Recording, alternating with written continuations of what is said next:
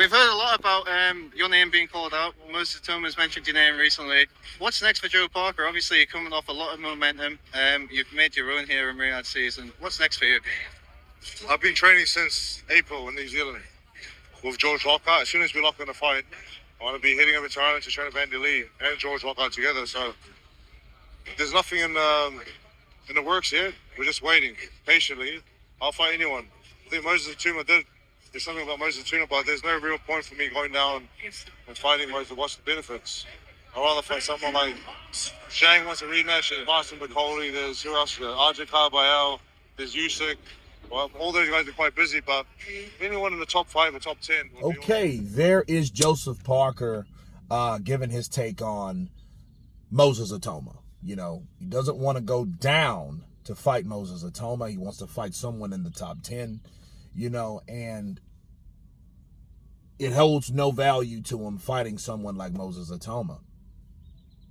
And he mentioned a lot of interesting names: McCauley, Usyk, Carbayel, a rematch with McCauley or Zhang.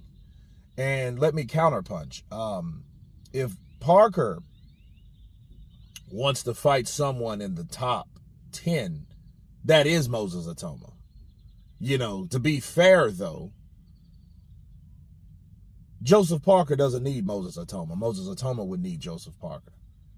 You know, the only way that I can see Joseph fighting Moses is Joseph took an L somewhere, and he ain't took an L since 2023, actually 22, because he's been doing this a long time. You know, Joseph Parker stated, though, he doesn't want to go down, and I don't think Joseph really knows the rankings, you know, because Moses is top 10. He's 6, he's 7, he's 8, and he's 9, okay, from all the sanctioning bodies, you know. And then I think the only one that's probably more manipulative is the WBC, but all the other ones, the WBA, the IBF, and the WBO, he is in the top 10. So for him to say, well, you know, anybody in the top 10, I think, well, the argument for people that want Moses that opportunity would be, you know, hey, he's already there. He has 20 fights, 10 knockouts. So he's been around. He's been getting his just due. You know, he's been doing his thing. And I do think at the end of the day, Joseph Parker, you know, is high up on the totem pole. That justice for Joseph is real because he does need an opportunity at something major. He's a former WBO champion himself. Now he is the current interim WBO champion. Okay, so yeah, he is definitely on his way, and fighting Moses Itauma would be against the grain because, you know, even guys like Fabio Wardley is considered over Moses Itauma still, regardless of the rankings.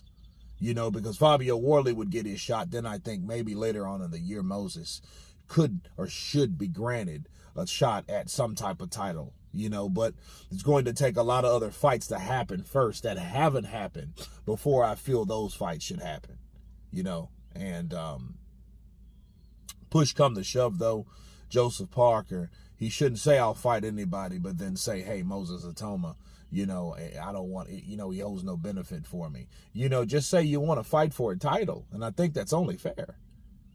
All Joseph Parker needs to really do is call out guys like that. Now, the people that he mentioned, you know, the rematch with Zhang or McCauley, Usyk, of course, champion. I get Carbayel. Who else did he name?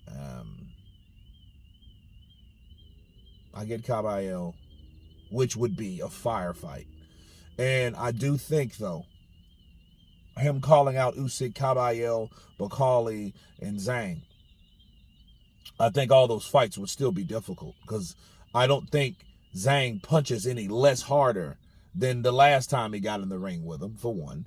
For two, even though he got kind of battered and exposed, but it's against someone that fights unlike most fighters fight today. Carbayel, what makes him unique, he does get in there and he throws body shots and punches and bunches, okay?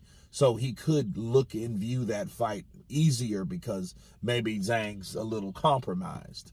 McCauley, well, fighting McCauley now would be a very dangerous fight as well. It's a rematch with McCauley now. Have you seen McCauley lately?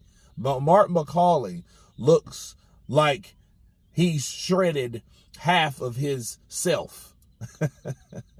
You know what I mean? He doesn't look anything like that person that flew in from the Congo. So he looks very good. So a fight with Martin McCauley now would be very dangerous because Joseph Parker admitted that, hey, he was hurt when he got caught with that uppercut. I mean, sneaky right uppercut he caught Joseph with that actually bloodied his nose. So, yeah, those are two hard fights still. You know, and then, you know, back to Zhang, he ain't got nothing to lose. Well, you got Usyk, of course, he's a champion. He didn't mention Daniel Dubois. It's